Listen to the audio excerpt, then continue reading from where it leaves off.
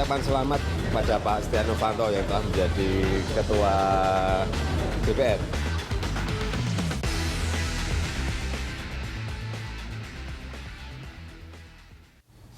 Jokowi versus DPR, itulah tema diskusi kita kali ini. Mudah-mudahan bukan seperti dalam pertarungan tinju, ada pihak di ring di sudut biru atau sudut merah gitu kan.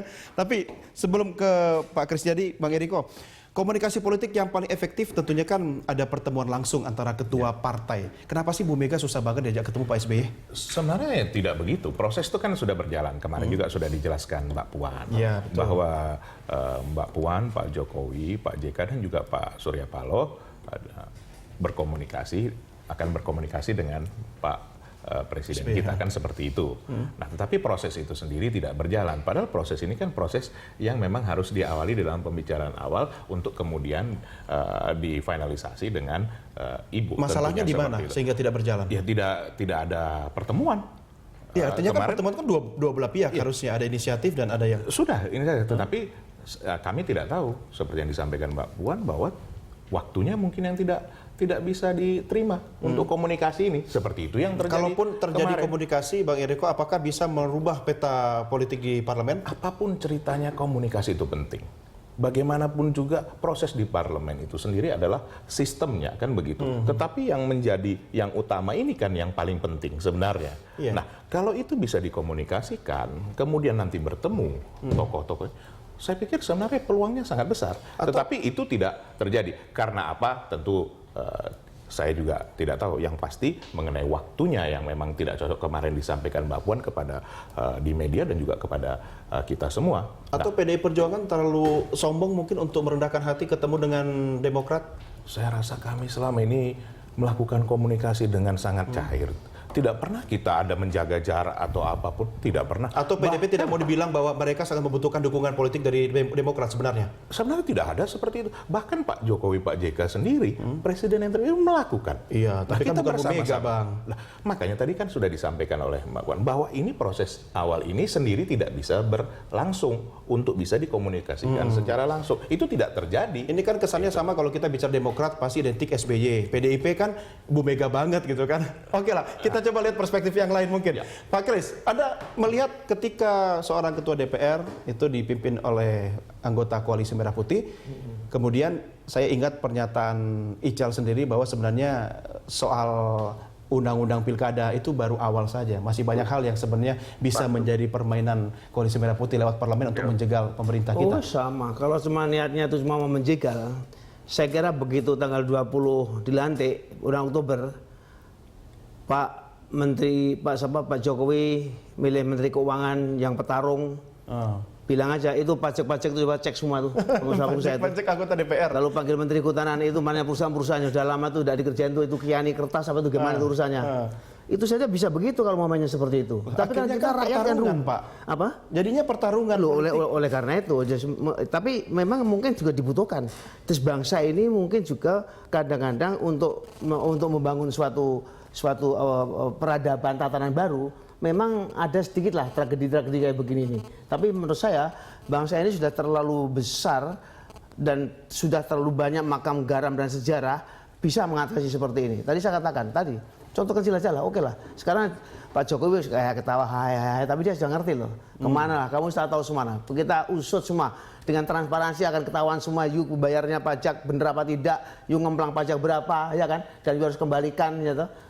Artinya Jokowi punya kartu truf dong sebenarnya yang akan dikeluarkan pada waktunya. Ya tentu kartu truf dalam arti mau berbuat sesuatu yang baik.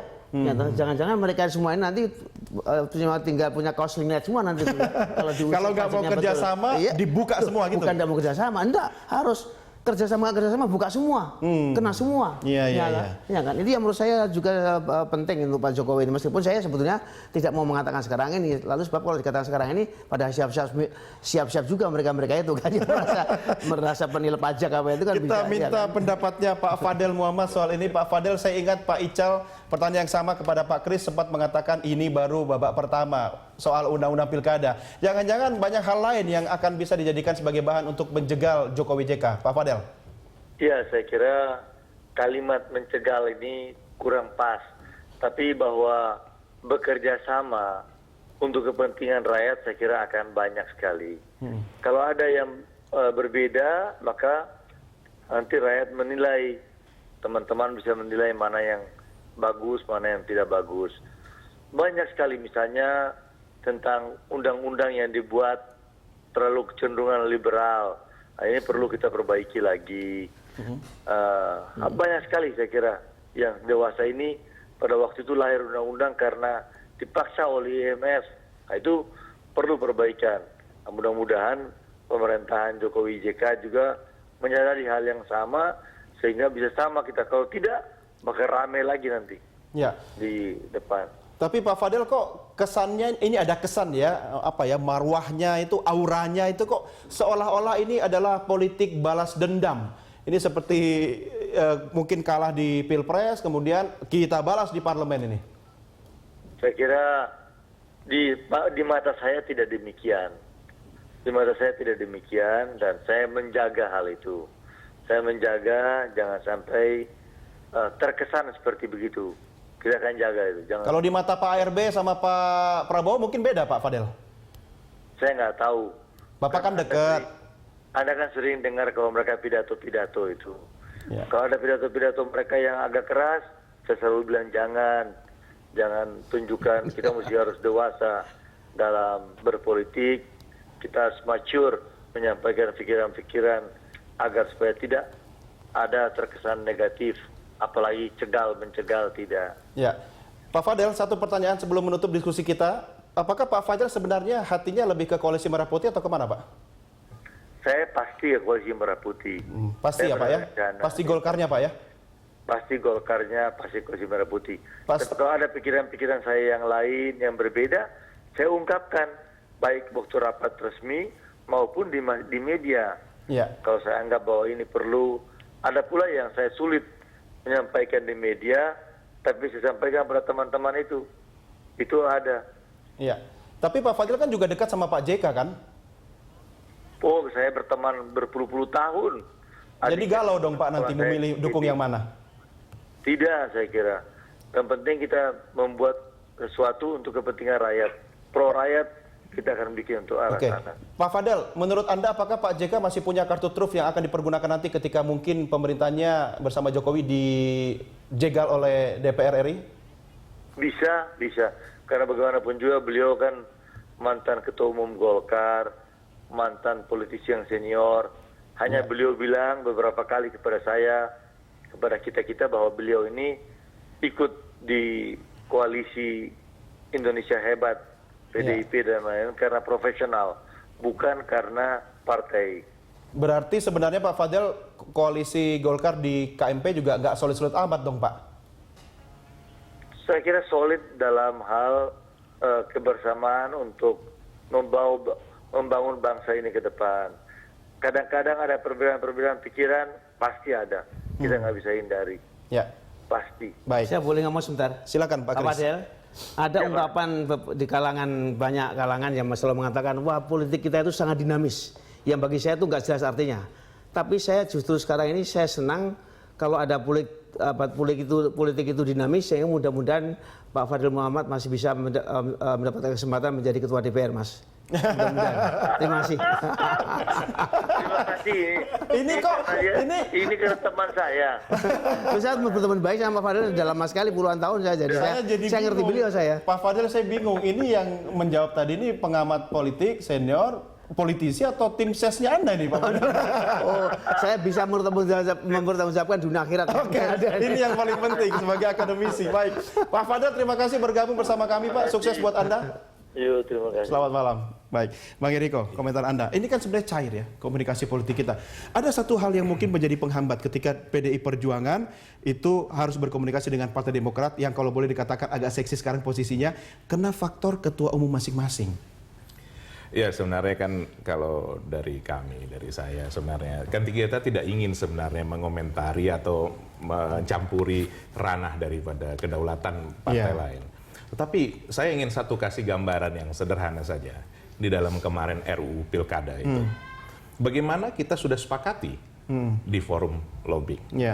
Nah ini yang menceritakan sendiri adalah sekretaris fraksi kita bahwa sudah sudah setuju dengan apapun yang disampaikan oleh Demokrat dengan semua opsi-opsinya, walaupun opsi-opsi itu luar biasa, tetapi disetujui. Lah, Jadi dikhianati nih ceritanya. Malah kok kaget seperti itu kan. Dan setelah selesai itu sedikit mengambang. Kemudian pada saat proses pengambilan keputusan di dalam paripurna bisa dilihat sendiri oleh masyarakat. Bagaimana begitu disampaikan, kami semua menyambut yang 4 ini. Bagaimana kami semua menyambut bahwa setuju. Tetapi kan ya itulah finalisasi. Atau mungkin Demokrat sengaja untuk mempertontonkan kepada masyarakat bahwa ini realita politik. Itu tidak bisa saya ketahui, saya jawab. Ya, itu hanya Pak SBY yang Tetapi bisa jawab. inilah finalisasinya terlihat. Dan ini tidak bisa ditutupi. Semua masyarakat melihat. Betul, Bang. Semua rakyat melihat. Tapi dalam proses memperjuangkan hal-hal yang pro rakyat tadi yang seperti diungkapkan bersama bahwa ini kan butuh dukungan politik dari parlemen. Nah, ketika itu nanti tidak didukung, ini kan juga tidak bisa sukses program-program Pak Jokowi nanti. Nah, kalau kita menyadari nanti Pak Kristiadi sebagai yang jauh lebih ahli mungkin nanti bisa menyempurnakan, menambahkan. Bagaimanapun sistem kita adalah sistem presidensial. Iya, betul. Nah, itu kita ingat bersama. Iya. Nah, kami tidak ingin mendahului, tetapi bahwa kalau kita bersama-sama dengan rakyat, bersama-sama dengan yang sudah memberikan suaranya kepada Pak Jokowi JK, kami meyakini, walaupun hambatan-hambatan itu tentu ada. Mau yang maju terus Jalan ya. terjal itu ada, pasti. Ya, kalau digoyang-goyang sih bisa ya, tapi kalau dijegal nggak mungkin kan? Kita melihat di DKI, Ya. itu sudah terbukti, Ya. hanya 17-18%. Seperti itu. Tetapi memang proses itu akan berliku-liku. Ya. Yang dirugikan adalah rakyat dari segi waktu, dari segi pengambilan. Yang mana Tarik sebenarnya menarik. ini programnya semua baik. Ya. Kartu Indonesia Pintar, Kartu Indonesia Sehat. Artinya Bang Eriko, ini yang membuat Pak dijalankan. Jokowi garis miring PDIP merasa confident apapun yang terjadi di parlemen? Kami tidak menginginkan hal ini sebenarnya terjadi. Kita menginginkan hal ini bisa berjalan dengan mulus, dengan baik. Tapi yang dia aja nggak mau gitu. Nah, ya sekali lagi, apapun kalau kita sudah membuka, sudah memberikan semua yang ada di kita, kemudian tidak juga disambut, tidak bisa juga. Ibarat bertepuk tangan tidak bisa hanya satu tangan. Seperti cinta bertepuk itu. sebelah tangan. Kita lanjutkan di segmen berikutnya, Bapak-bapak sekalian. Pemirsa, kami segera kembali sesaat lagi.